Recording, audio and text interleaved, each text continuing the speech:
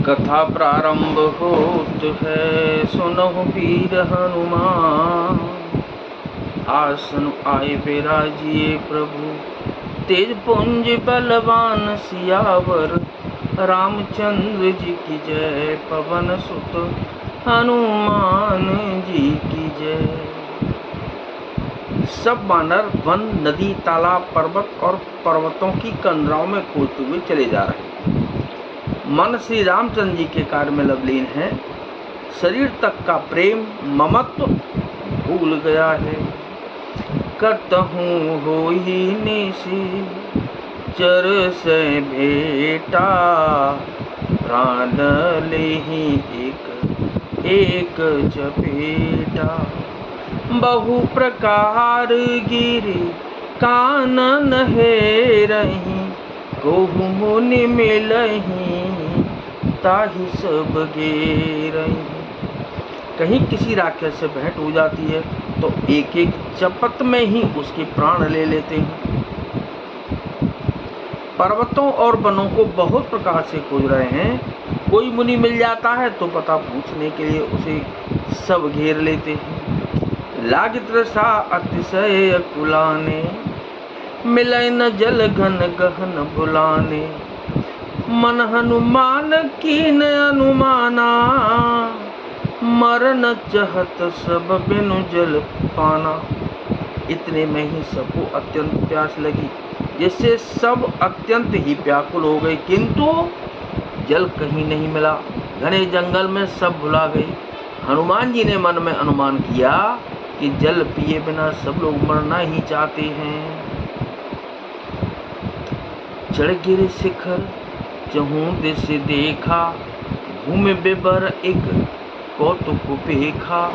चक्र बाक बक हंस उड़ाही, बहुतक खग प्रविशई देहि माही। उन्होंने पहाड़ की चोटी पर चढ़कर चारों ओर देखा तो पृथ्वी के अंदर एक गुफा में उन्हें एक कौतुक आश्चर्य दिखाई दिया। उसके ऊपर चकबे, बगुले और हंस उड़ रहे हैं और बहुत से पक्षी उसमें प्रवेश कर रहे हैं। गिरते उतरे पवन सुत आवा, सब कहूँ लह सोई बिबर दिखावा। आगे के हनुमंत लीना, बैठे बिबर विलंब न कीना। पवन कुमार हनुमान जी पर्वत से उतरकर आए और सबको ले जाकर उन्होंने वह गुफा दिखलाई। सबने हनुमान जी को आगे कर लिया और वे गुफा में घुस गए। देर नहीं की। दिख जाय उपवन बर, सर विकसित बहुकंज। मंदिर ये रुचिर तह, बैठे नारी तप पुंज सियावर। रामचंद्र जी की जय, पवन सुत हनुमान जी की जय। अंदर जाकर उन्होंने एक उत्तम उपवन, बगीचा और तालाब देखा, जिसमें बहुत से कमल खिले हुए हैं। वहीं एक सुंदर मंदिर है, जिसमें एक तपो मूर्ति स्त्री बैठी है। दूर ताहि सबन से रुनावा, पूछ निज वृत्तांत सुनावा। तेह तब कहा करऊं जल पाना, खाहु सुरम सुंदर फल नाना। दूर से ही सबने उसे सिर नवाया और पूछने पर अपना सब वृत्तांत कह सुनाया। तब उसने कहा कि जलपान करो और भांति भांति के रसीले सुंदर फल खाओ। मजनु कीन मधुर फल खाए, तासु निकट पुनि सब चले आए। तेहि सब आपनी कथा सुनाही, मैं अब जाब जहाँ रघुराई। आज्ञा पाकर सबने स्नान किया, मीठे फल खाए और फिर सब उसके पास चले आए। तब उसने अपनी सब कथा कह सुनाई और कहा कि मैं अब वहाँ जाऊंगी जहाँ श्री रघुनाथ जी हैं। मुदहु नयन बिबर तज जाहू, पेहऊँ सीतहि जन पछताहू। नयन मुदि पुन देखहि बीरा, ठाड़े सकल सिंधु के तीरा। तुम लोग आंखें मूंद लो और गुफा को छोड़कर बाहर जाओ। तुम सीता जी को पा जाओगे, पछताओगे नहीं। पछताओ नहीं, निराश न हो। आंखें मूंद कर फिर जब आंखें खुली तो सब वीर क्या देखते हैं कि सब समुद्र के तीर पर खड़े हैं। स्वप्न गई जहां रघुनाथा, जाय कमल पद नाय सिमा था। और नाना भांति बिनती कीनी, अनपायनी भगति प्रभु दीनी।